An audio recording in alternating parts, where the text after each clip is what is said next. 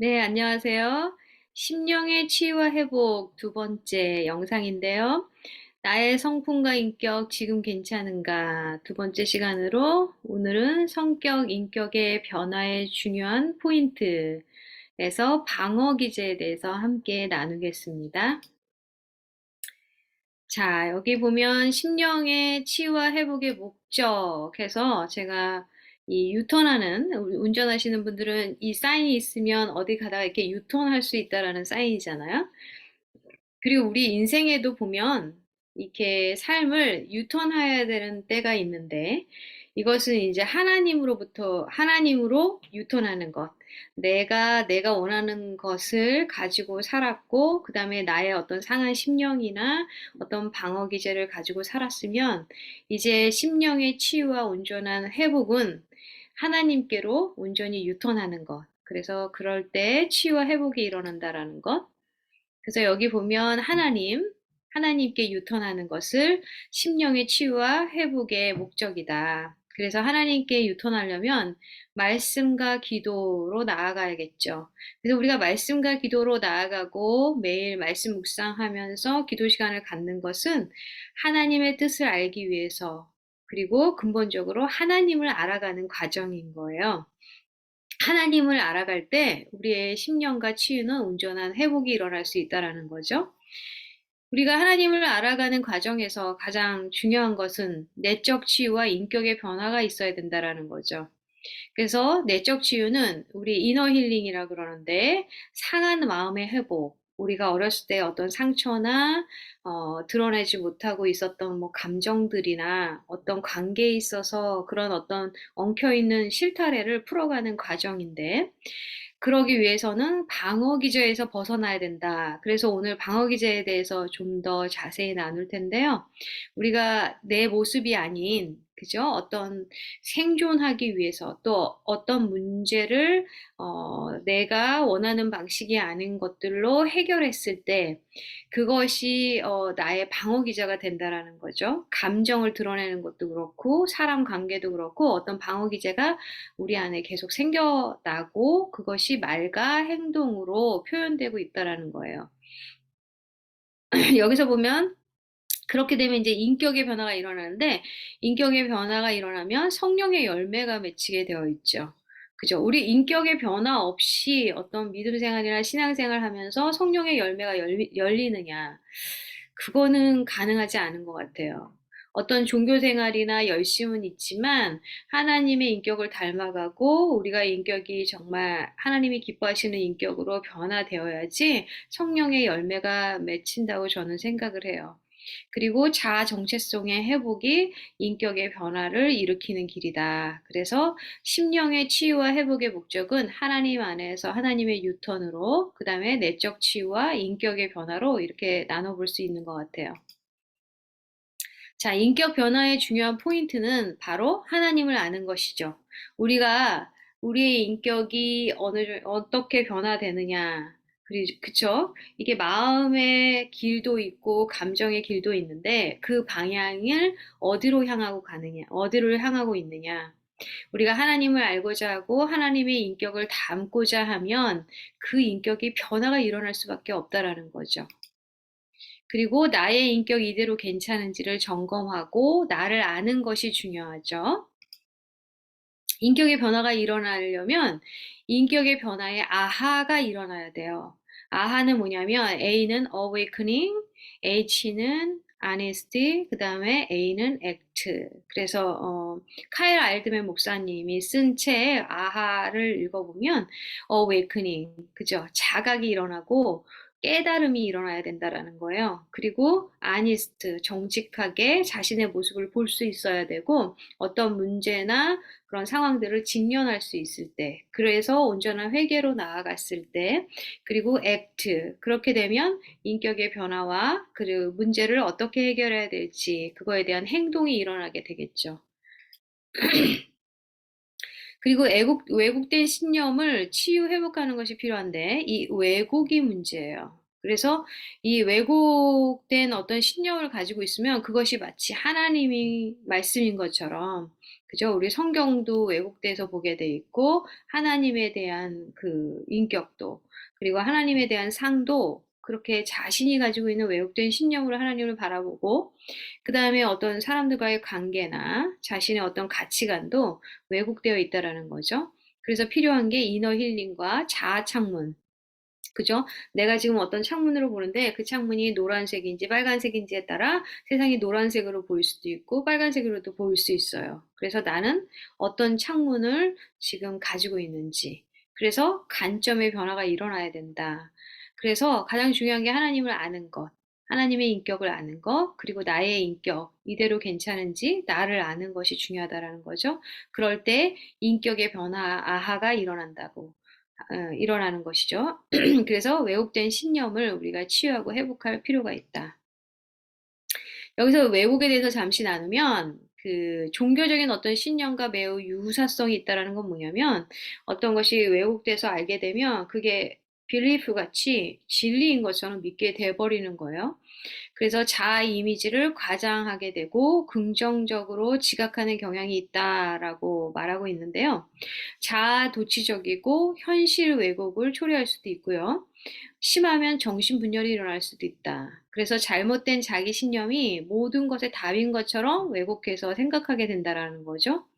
지금 내가 하고 있는 일은 역사적으로 대단한 일이야 라고 어떤 의미 부여를 너무 많이 둬서 그죠? 그게 왜곡된 그런 일일 수도 있어요.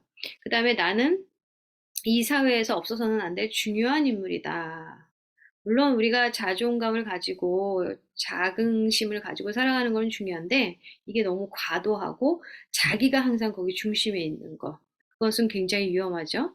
나는 가끔 신비한 능력을 발휘할 수 있을 것 같은 느낌이 든다. 그래서 우리가 종교적으로도 사실은 어떤 은사가 있는데 그 은사를 너무 남용을 한다든지 그것이 이제 나중에는 자기의 능력, 하나님 성령님이 주시는 것이 아닌 자기의 능력으로 되는 것처럼 하면 교만에 빠지기 쉽고 그리고 왜곡에 빠지기 쉬워요. 자기 말과 그 이념이 진리인 것처럼 행하는 자들이 된다라는 거죠. 내게 정치를 맡기기만 한다면 사회 문제를 자신 있게 바꿀 수 있다. 참 왜곡된 사람이 많은 것 같아요, 요즘에. 자, 말씀을 한번 볼까요? 에베소서 2장 14절에서 16절 말씀. 그리스도는 우리의 평화이십니다. 그리스도께서는 유대 사람과 이방 사람이 양쪽으로 갈라져 있는 것을 하나로 만드시는 분이십니다. 그분은 유대 사람과 이방 사람 사이를 가르는 담을 자기 몸으로 허무셔서 원수된 것을 없애시고 여러 가지 조문으로 된 계명의 율법을 폐하셨습니다. 그분은 이 둘을 자기 안에서 하나의 새 사람으로 만들어서 평화를 이루시고 원수된 것을 십자가로 소멸하시고 이 둘을 한 몸으로 만드셔서 하나님과 화해시키셨습니다. 자, 여기 에베소서 2장 14절 16절 말씀을 제가 소개해 드리는 것은 여기에 있어요. 갈라져 있는 것을 하나로 만드시는 분이다. 우리 안에 내 자신이 받아들이고 싶지 않은 모습이 있어서 내 자신을 자기 연민에 빠져 있던지 아니면 내 자신을 너무 탓하던지 아니면 다른 사람과 하고도 그런 어떤 갈라진 그런 벽들이 생기고 틈이 생겨가는데 그것을 우리의 하나님의 사랑으로 그리고 내가 하나님을 온전히 알므로 인해서 나의 인격이 변화됨으로 인해서 우리가 새 사람으로 만들어지고 화목해 하는 자, 평화를 이루는 자가 될 수 있다라는 거죠. 그래서 여기에는 이제 관계에 관한 것도 함께 다루고 있는데 그러기 위해서는 우리의 어떤 상한 마음이 있는지, 그리고 우리의 어렸을 때의 어떤 트라우마와 어떤 상처들이 지금 현재 나의 삶에 영향을 미치고 그것이 어떤 방어 기제를 만들고 있는지를 정확히 아는 것이 필요하다라는 것이죠. 그래서 우리가 이제 내적 치유가 필요한데 이너 힐링, 그래서 어린 시절에 경험한 내면의 상처들을 치유하는 것.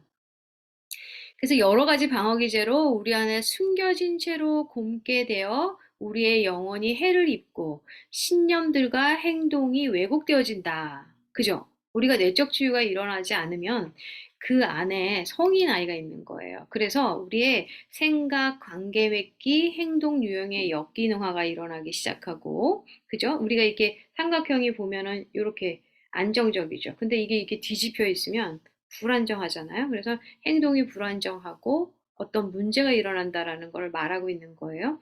그리고 두려움, 걱정, 분노, 갈등, 혼동, 죄의식이 자꾸 생기고 어떤 수치심의 상처가 계속 떠올라서 자신감이 없어지고 후회를 계속하는 사람들 있죠. 그리고 우울증, 뭐 공황장애, 강박증, 뭐 불안증 여러 가지가 있죠. 이런 감정들이 계속 생겨나는 것. 그렇기 때문에 내적 치유, 이너 힐링은 정말 필요한 것이다. 자, 그래서 이너 힐링에 대해서 좀 더 살펴보면 내적 치유를 받지 않으면 숨겨진 거짓들과 그와 연관된 고통에 대처하기 위해서 갖게 된 방어 기제들이 치유된 자아를 보게 하는 것을 방해하는 거죠. 우리가 이제 어떤 치유가 일어나야 되는데 여기에 보면 거짓된 자아가 있어요. 그리고 누군가에 의해서 아니면 어떤 문제에 의해서 생긴 자아의 창문들이 있는데 그것이 정말 건강한 그런 자아상의 을 형성하는데 방해가 된다라는 거죠. 그리고 치유가 일어나는데도 방해를 일으켜요. 그래서 내적 치유를 받아야 된다라는 거죠. 하나님과 친밀한 관계를 맺지 못하게 하는 장애물이 되기도 하고요. 인격의 손상과 치유받아야 하는 자아를 못 보게 하는 그 벽을 만들기도 해요.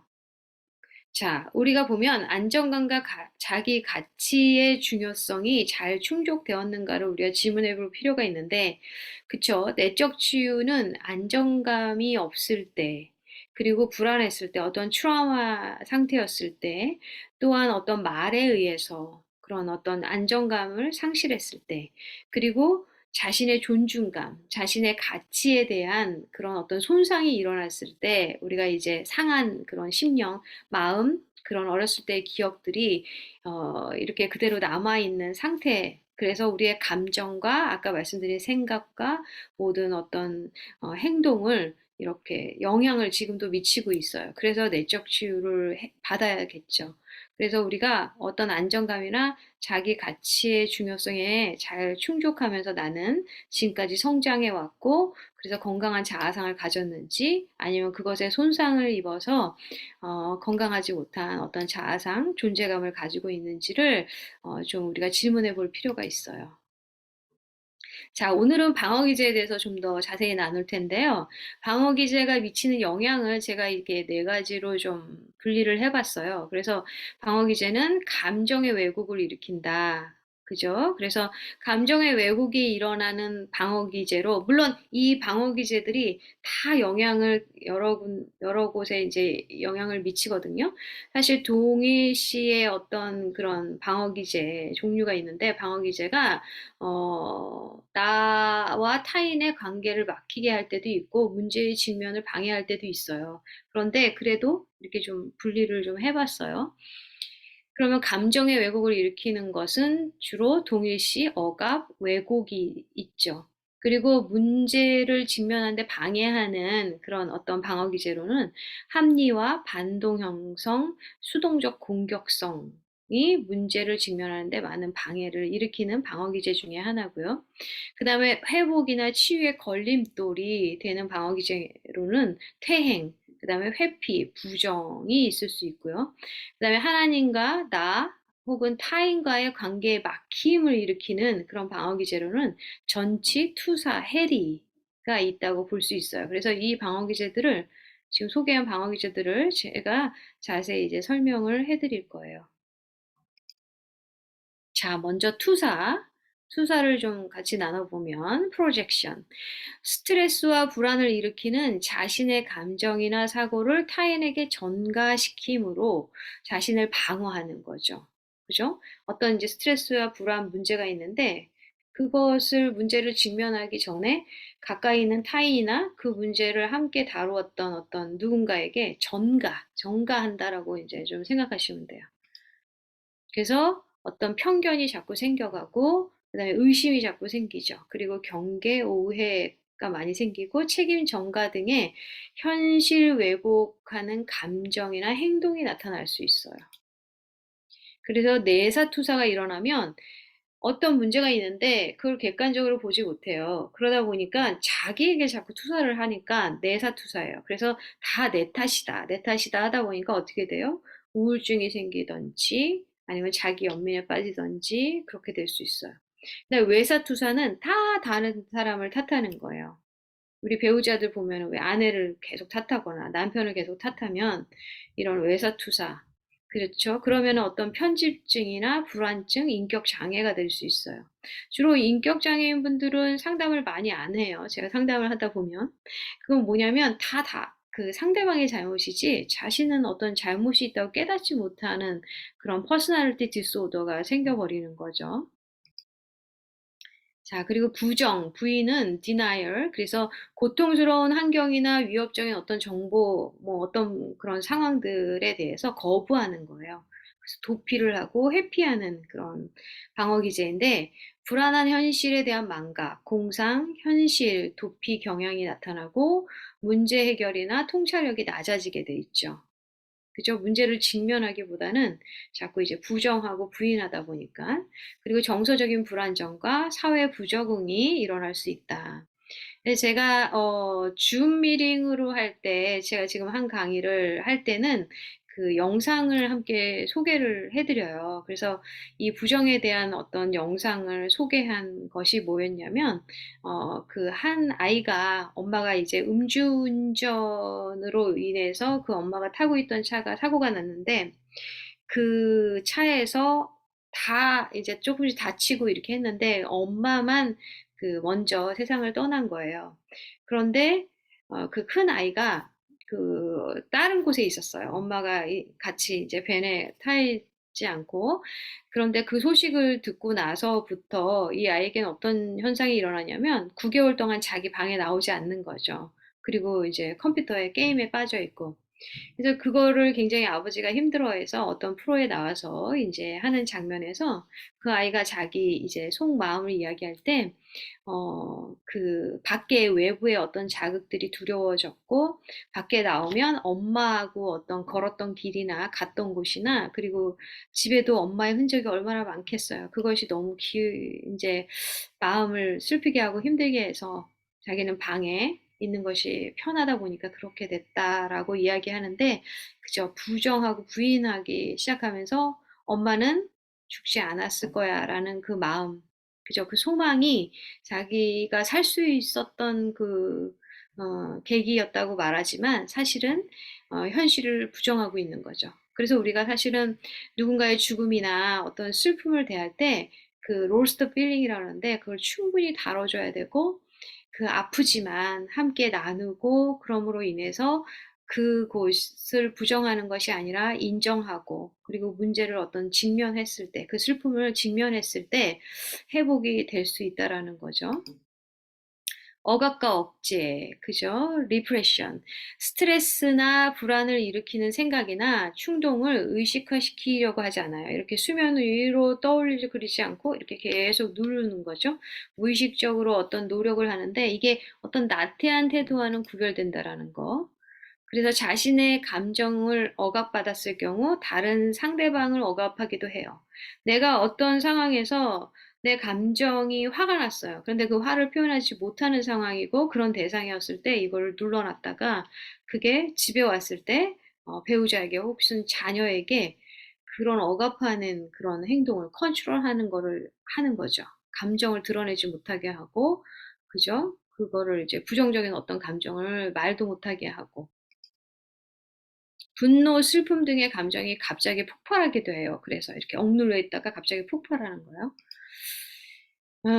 이런 감정이나 어떤 마음의 상태를 이렇게 표현하지 못하고 억압하고 억제하기 시작하면 기억 상실증에 걸리기 쉽다 그래요. 이 뇌의 변화가 일어나서, 그죠? 이 감정에 길을 내줘야 되는데 그게 막혀 있으면, 그죠? 이런 문제가 일어나요. 관계의 부적응이나 역기능적 가정의 모습이 될 수 있다라는 거죠. 자, 합리화, 내셔널리제이션. 그래서 우리가 많이 알고 있는 그런 방어 기제 중에 하나인데, 불합리한 태도나 생각, 어떤 행동을 합리적인 것처럼 정당화시키는 거예요. 그래서 자기 만족을 얻으려는 거. 그래서 자기가 문제가 아니라 어떤 것이 문제고, 그러면서 자꾸 익스큐즈 하게 되는 거죠. 통찰력, 행동의 변화가 일어나기가 어렵죠. 우리가 보면 이솝우화에 자기가 먹을 수 없는 어떤 포도, 그죠? 상황에 대해서 그 여우가 그러잖아요. 그 포도를 먹을 수가 없어. 아무리 해도 예, 그걸 딸 수가 없으니까 아, 분명히 저 포도는 신포도일 거야. 라고 하는 것처럼, 그죠? 그런 어떤 합리화를 시키는 거야. 자신의 행동에 대한 변명을 자꾸 하게 되죠. 그래서 부모의 잘못된 사랑의 표현으로 폭력을 들 수가 있는데, 말로 폭언하거나 폭력하는 거, 그것은 사랑의 표현이 잘못된 거죠. 그런데 그러한 부모들이 내가 너를 사랑하기 때문에 그렇다고 이렇게 합리화를 하는 거예요. 그래서 자녀의 인격과 자아상을 손상시키는 경우가 많이 있죠. 그 다음에 반동 형성, 리액션 포메이션, 자기가 느끼고 바라는 것과 정반대의 감정을 표현하고 행동하는 것을 말해요. 그죠? 그래서 어떤 적개심이 지나친데, 어떤 대상에 대해서, 상사나 이런데. 근데 지나치게 복종하거나 정중한 태도를 보이는 것들. 그죠. 뭐 살아남기 위해서 우리 직장 생활하기 얼마나 힘들어요. 그럴 수도 있는데, 그게 이제 익숙해지다 보면 어떤 강압적인 사람이나 어떤 그런 상황에 내가 굳이 그렇게 표현하지 않아도 되는데 너무 과하게 괜찮은 그런 감정을 표현하는 거죠. 관계 회복만을 위해서 뭐 자신의 마음과 생각, 감정과 다르게 소통하는 것들.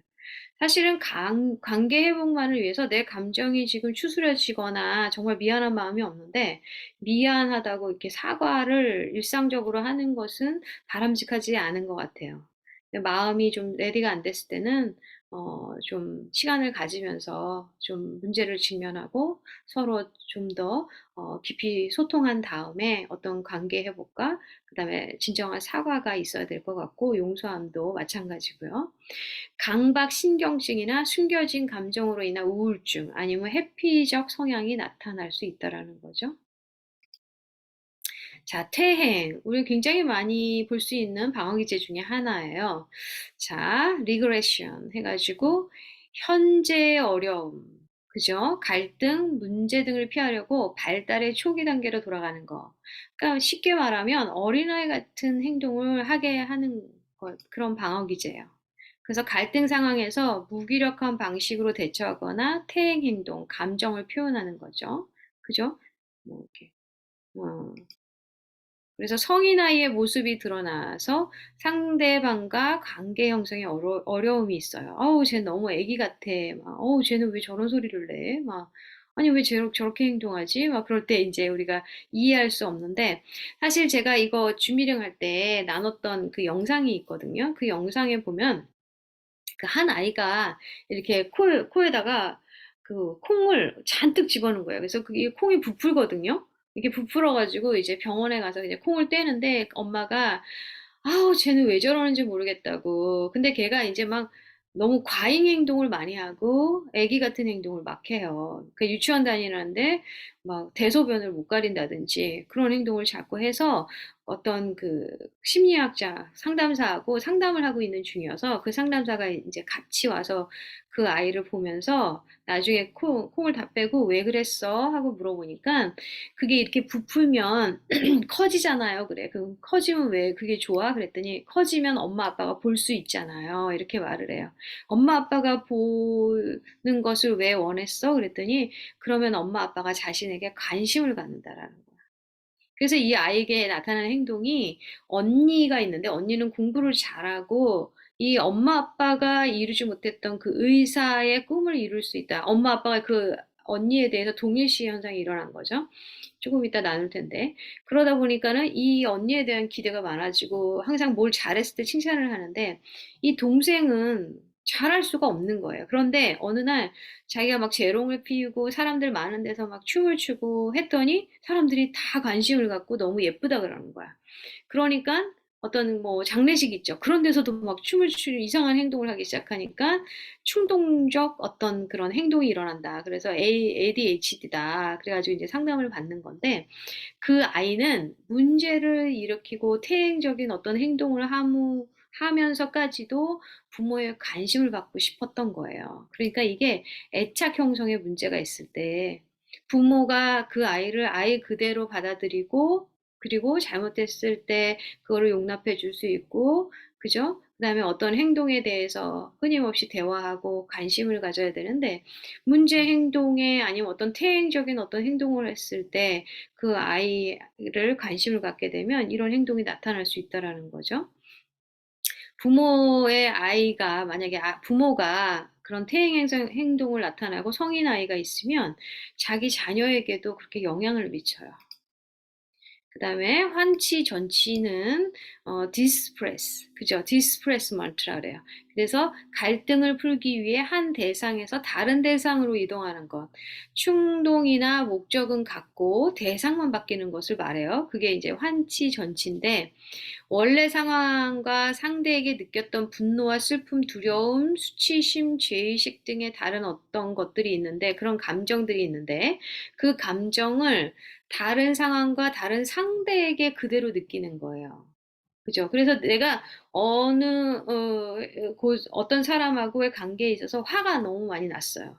그런데 그랑 좀 비슷한 그런 어떤 나이나 그런 사람한테 화를 낸다든지 분노를 한다든지 실제로 제가 상담한 케이스에 그런 게 있었어요.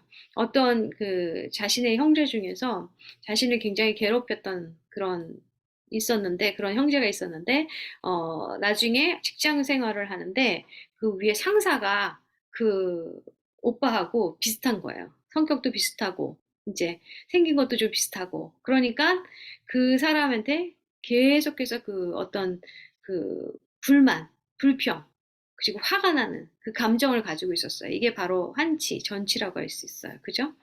우리 뭐 생각나는 속담이 있죠.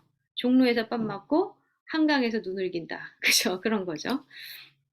공포증, 강박증을 일으킬 수 있고요. 그죠? 이게 적절하지 못한 감정의 표현이잖아요. 그래서 관계에 문제가 생길 수 있어요.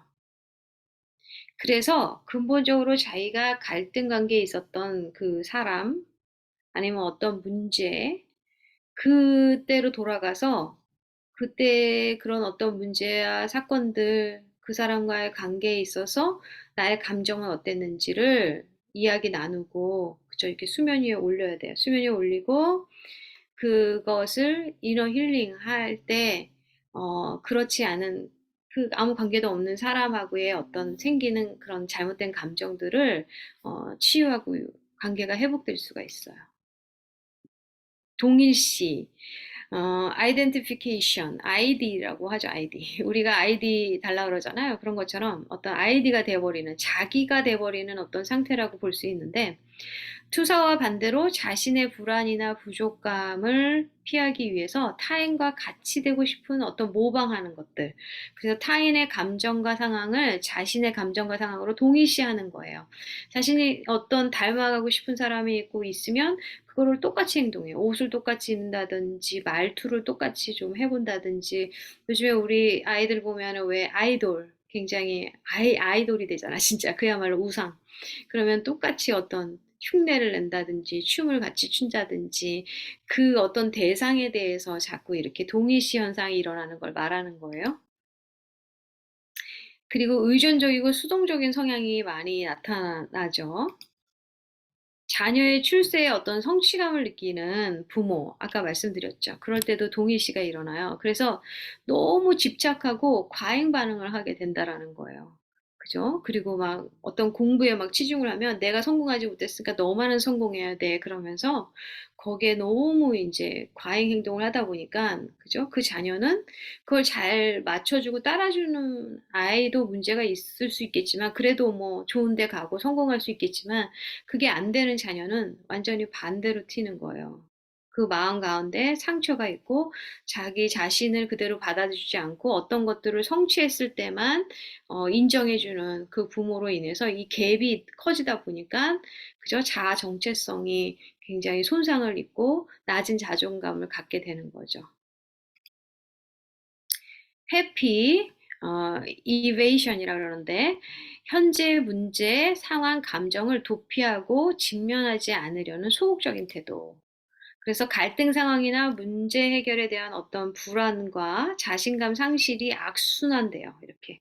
자신감이 없어. 그래서 어떤 말을 할 때도 조심해서 하다 보니까 계속 말을 못하게 되고, 감정 표현도 못하게 되고, 그리고 어떤 갈등 관계가 있을 때는 그것을 계속 피하려고 그래요.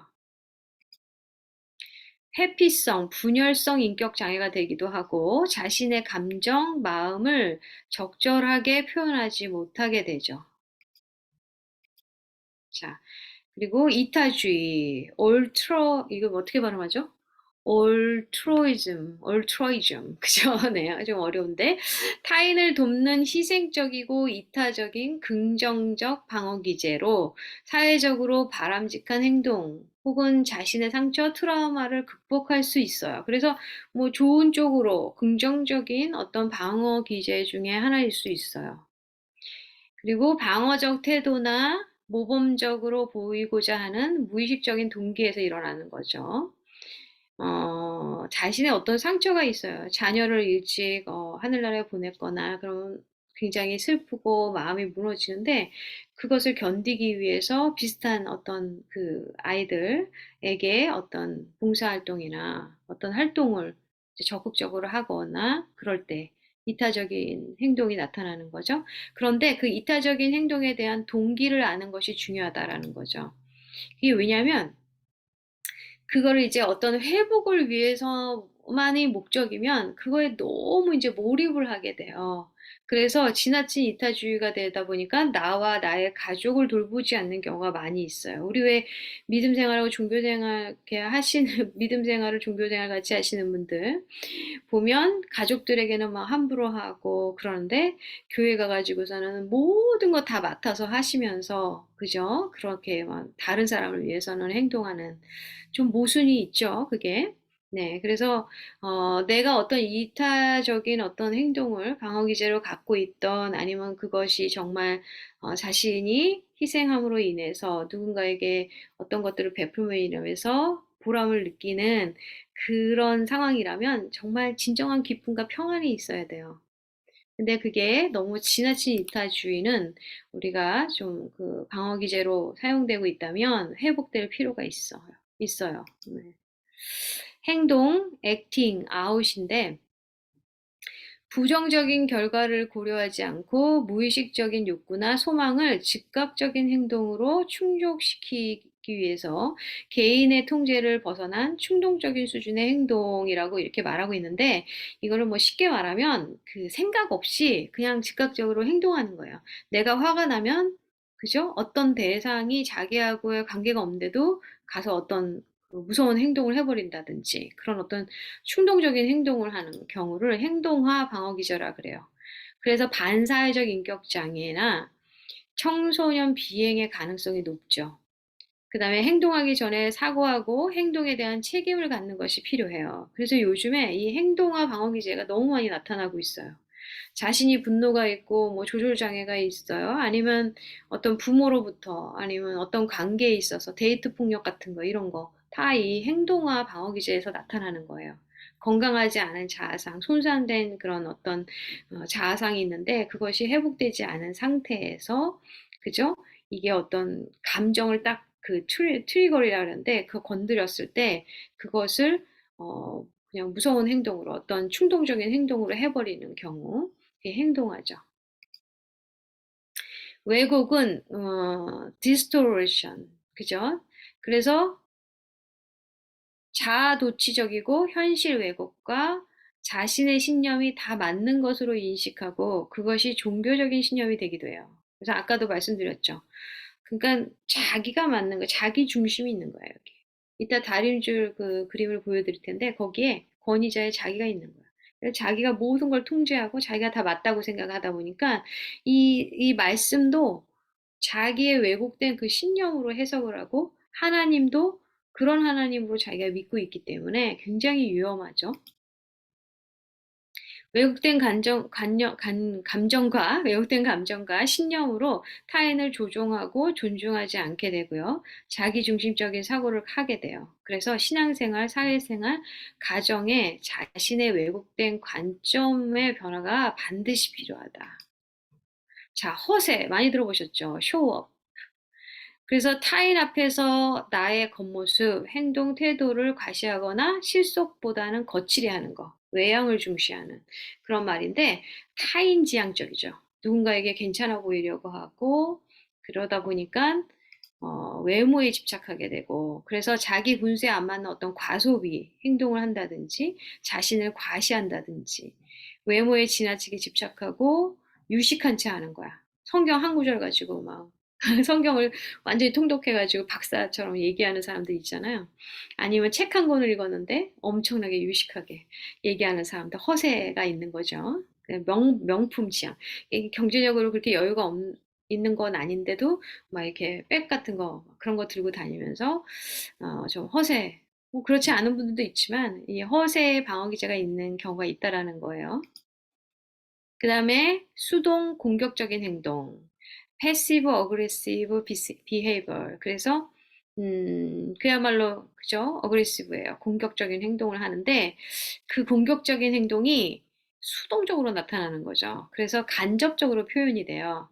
어떻게 되냐면 누군가 자기가 못마땅한 사람이 있는데 그 사람한테 자기가 정직하게 어떤 감정을 표현하지를 못해요. 그러니까 일부러 반복적인 실수를 계속한다든지 어떤 꾸물거리는 행동을 한다든지 뭐 물어보는데 묵묵부답 대답하지 않는다든지 이게 수동 공격적 행동이에요.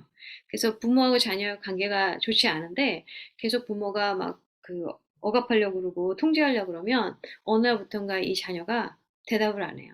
묵묵부답 말을 안 해요. 비난을 해도 말을 안 하고 뭔가 대답을 안 하는 경우가 생겨요. 그죠? 이게 바로 이제 수동 공격적 행동이에요. 누가 일을 재촉하면 더 꾸물거리거나 바쁜 척하는 경우, 화가 날 때 말을 안 하는 경우, 상대방을 골창이 아니라 골탕 먹이는 행동. 그게 이제 다 수동 공격적 행동이다. 통제 방어 기제는 컨트롤링, 그죠? 이거는 뭐 다 아실 거예요. 조종하려고 그러고, 주장이 강하거나 간섭이 강한 사람들이 주로 이런 행동을 하죠. 그래서 자기애성 인격장애로 나타날 수 있어요. 자기 위주로 해결하고 어떤 거를 지적하거나 자신의 주장을 관철시키려고 해요. 그래서 상대방을 자꾸 조종하려고 하는 어떤 문제도 자기의 관점으로 계속 통제하려고 하는 그게 이제 통제 방어 기제.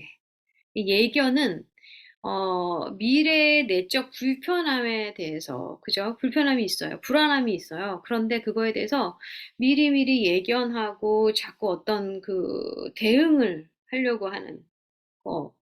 우리가 뭐 어떤 문제를 자꾸 이렇게 좀 준비하고 미리미리 준비하는 건 굉장히 좋은 거죠. 그런데 이게 강박증이 있게 하면 이게 방어 기제인 거예요. 그래서 지나친 미래에 대한 염려나 불안이 생길 경우 예견에 대한 방어 기제가 나타날 수 있고 자, 그다음에 해리는 그죠? 해리는 그야말로 그 어떤 분열이 일어나는 거야. 이게 해리라는 말이 그죠?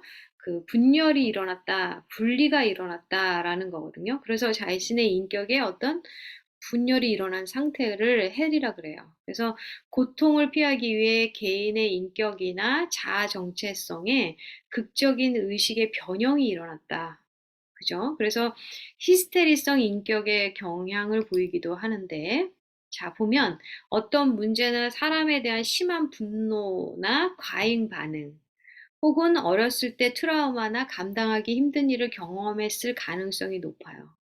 그래서 심한 어떤 분노나 이제 그런 과잉 반응에 대해서 자신이 피해자일 수도 있고 가해자일 수도 있는 거죠. 그리고 어렸을 때의 트라우마, 그리고 감당하지 힘든 것들이 있었는데 그것을 부모나 어떤 대상을 통해서 회복이 되면 괜찮은데 그게 회복이 되지 않았을 때 나중에 성장해서 그런 비슷한 상황을 만나는 거죠. 그럴 때 해리 현상이 급격하게 더 심해질 수 있어요. 그래서 힘든 일, 복잡한 일 등의 어떤 문제 상황에 심한 무기력증을 갖기도 하고요. 멍해지거나 갑자기 정신이 혼미해지기도 해요. 그런 어떤 대상이랑 이제 만날 일이 없었는데 오랜 시간 헤어져 있다가 만나게 된 거예요. 그러면 그때 그런 어떤 그 자신을 억압하고 자신을 폭력했던 어떤 대상이라면, 그리고 자신을 폭언하거나 자기의 존재성을 정말 상실하게 했던 그런 사람이라면 갑자기 이런 어떤 무기력증이 생기거나 그 공황 장애 같은 그런 증세들이 나타나면서 어떤 일들을 하는데도 이제 어떤 기억력이 좀 없어진다든지 하여간 여러 가지 증세로 이 해리 현상은 나타날 수 있어요. 그 신체화는 뭐냐면 심리적 갈등이 신체적 증상으로 전환돼서 신체적 반응을 보이는 거예요. 그게 쉽게 말하면 어떤 갈등 상황을 회피하면서 극적인 방법으로 자신을 과시하려는 행동을 하기도 하고요. 아니면 트라우마의 어떤 상황이 됐을 때, 그것이 재현됐을 때 신체적으로 반응이 나타나요. 그 증상이 실제로 나타나기도 해요.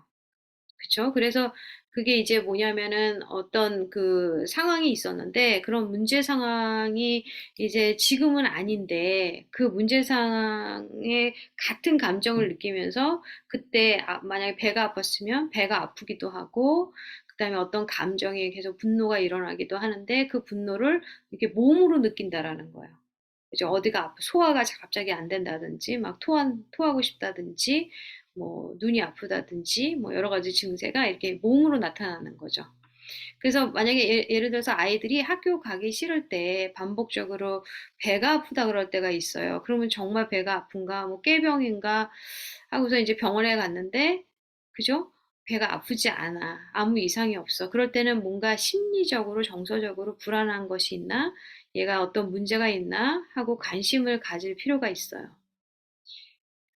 정말 정서적으로나 심리적으로 어떤 문제가 있거나 강박이 있을 때 이 몸으로 나타나는 거죠. 기분이 안 좋을 때 왜 속이 안 좋거나 토하고 싶거나 그런 증세가 나타날 수도 있고요. 이건 정말 위에 어떤 문제나 음식을 체한 것이 아닌데도.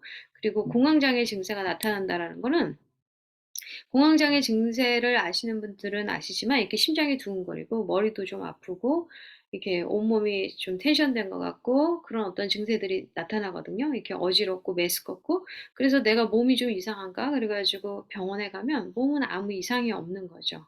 그래서 이제 공황장애 진단을 받으면 약을 먹고 그러는데, 사실은 공황장애가 일어난 그 순간을 좀 기억하면서 왜 어떤 것들을 기억할 때 아니면 어떤 순간이 됐을 때 이 공황 발작이라고 그러거든요. 그 공황 발작의 증세가 나타나는지 그게 이제 몸으로 실제로 아프고 느껴지는 거니까. 그래서 그것을 솔루션을 찾아야 돼요. 그래야지 회복이 될 수 있어요. 자, 그래서 이 방어 기제를 많이 가진 사람들의 특징은 요거. 왼쪽에 있는 그림과 같이 자꾸 자신을 방어하려고 그래요. 방어하려고, 그죠? 그 다음에 이렇게 갑옷을 쓰고 사람을 대하죠. 그죠? 자기를 보여주지 않으려고 그러고, 내면에 있는 것들을 숨기려고 그러고, 그러다 보니까 회피하고, 그 다음에 억압하는 현상이 일어나고, 그죠? 투사하는 현상이 일어나요. 그리고 이거는 뭐냐면, 그, 그 내면으로 투사하는 거죠, 이거는. 이거는 보면은 이제 공격하는 거예요. 화살을 쏠 준비가 언제든지 되어 있어. 그래서 나를 건들기만 해봐. 그죠? 이런 방어 기제를 가지고 있어. 이거는 뭐냐면은 이제 여러 가지 이제 상황 가운데서 투사. 그러니까 다른 사람을 막 탓하거나, 그죠? 어떤 것들을 왜곡된 것들, 자기가 맞다고 막 주장을 하거나, 어, 그 다음에 이제 어떤 통제를 하려고 그런다든지, 해리 현상이라든지, 뭐 이런 여러 가지가 이 그림으로 이제 대표할 수 있는 것 같아요. 제가 이거 내 마음의 벽이라는 책에서 이제 그림을 갖고 왔거든요. 네. 그래서 마지막으로 보면 우리가 여기 이제 방어 기제들이 여러 가지가 있는 것은 보면 다림줄 권위자가 누구인가, 이거는 이제 우리 아모스 7장 8절에 보면 하나님께서 이스라엘 백성들에게 그저 다림줄을 이렇게 내리시잖아요. 다림줄을 내리셔서 그 이스라엘 백성들의 죄를 이렇게 다림줄에 얼마나 어긋나 있는지 그것을 보게 하시는 건데, 이것을 이제 내 마음의 벽이라는 책에서는 이 권위자에 의해서 내가 왼쪽으로 혹은 오른쪽으로 나의 어떤 자아상과 그다음에 나의 손상된 마음들과 나의 인격들이 이렇게 벽을 쌓고 있어요. 그래서 왼쪽으로 가면 이렇게 보시는 것처럼 슬픔, 자아 연민, 자아 증오, 우울, 열등감, 뭐 이렇게 거절감, 좌절. 그래서 자기를 계속 죽게 하는, 그럼 어떻게 돼요? 자살. 그런 것들을 자꾸 생각하게 하는, 자기가 죽어가는 것, 자기의 손실이 일어나고 그런 어떤 낙심한 상태가 이르는 것이 왼쪽이면, 오른쪽은 적개심, 자만심 뭐 이런 거. 그다음에 복잡한 궤변은 뭐냐면은 말도 안 되는 거, 자기가 이겨야 되고 자기가 맞다고 해야 되니까 어떤 그냥 우월감, 경쟁심, 이렇게 되다 보면 어떻게 돼요? 조종하려고 그러고, 그러면 다른 사람을 죽여버리겠어 하는 어떤 그런 반항적인 그런 태도가 나타난다라는 거죠. 이 권위자가 어떤 부모였느냐에 따라서, 혹은 자신이 정말 중요하게 생각하는 어떤 권력, 아니면 돈, 그 어떤 대상, 그리고 하나님에 대해서 잘못 알고 있는 그 하나님, 왜곡된 하나님, 그것으로 인해서 이 왼쪽 오른쪽으로 치우치기도 하고, 이 담을 쌓고, 아니면 왼쪽 오른쪽 왔다 갔다 하기도 해요. 그래서 정말 아까 말씀드린 것처럼 심령의 치유와 회복의 목적은, 하나님께 온전한 유턴, 온전한 회복과 치유는요, 바로 하나님이 누구신지를 나의 왜곡된 시각이나 관점이 아닌, 나의 경험이 아닌 말씀으로 정확하게 하나님이 하나님 되셨을 때, 하나님을 알아갔을 때, 그죠? 그런 심령의 치유와 회복이 일어나고, 이 권위자가 우리가 왜곡되게 알고 있는, 아니면 누군가의 말로써 정죄감을 계속 주잖아요. 성경 말씀으로 자꾸 스피리추얼 어뷰즈를 우리 지금 크리스찬 가정들은 많이 자녀들이 받는데, 그런 걸로 하나님을 아는 것이 아니라 나의 하나님을 만남으로 인해서 전인적인 회복이 일어나는 거예요. 그 하나님이 나를 그대로 어떻게 받아주시는지를, 그것을 만났을 때, 우리가 하나님을 만났을 때 이런 회복이 일어날 수 있어요. 그랬을 때 하나님께 온전한 유턴이 일어날 수 있죠. 그래서 저는 자꾸 우리 자녀들에게도 하나님을 하나님 그대로 소개하려고 그래요. 제 거가 아닌 그냥 말씀 그대로. 말씀을 풀어주고 함께 나누고 그것을 기도하고. 그죠? 그리고 내적 치유. 우리 오늘 나눈 상한 마음의 회복에서 방어기제. 어떤 방어기제가 생겼냐. 그래서 질문해 보셨으면 좋겠어요. 나는 어떤 방어기제를 가지고 있나? 두 번째는 그 방어 기제는 어디로부터 시작되고 그것이 왜 그렇게 컨티뉴 되었는지, 그리고 지금 현재 어떤 영향을 나의 삶에, 나의 인격에, 그죠? 내가 어떤 하나님과 다른 사람과의 관계에 어떤 영향을 미치고 있는지, 이 세 가지 꼭 질문해 보셨으면 좋겠어요. 그럴 때 우리에게 어떤 것이 일어나냐? 인격의 변화가 일어나죠. 인격의 변화가 일어나면 성령의 열매가 맺히고 자아 정체성이 회복된다라는 것. 그죠? 우리가 이렇게 오늘 나누었는데요. 혹시 질문 있으시면 댓글로 남겨주시고, 계속해서 이제, 한 6주 정도 더 그 심령의 치유와 회복에 대해서 나눌 텐데, 줌 미팅으로 저희가 한 것을 제가 이렇게 강의로 요약해서 하기 때문에 동영상은 소개를 못하지만, 우리가 각자의 삶 가운데서 어떤 심령의 치유와 회복이 필요한지를 정말 잘 알아가고, 하나님을 정말 나의 하나님으로 인격적으로 만나는 그런 은총이 각 가정 가운데, 내 자신 가운데 임하셨으면 좋겠습니다. 감사합니다.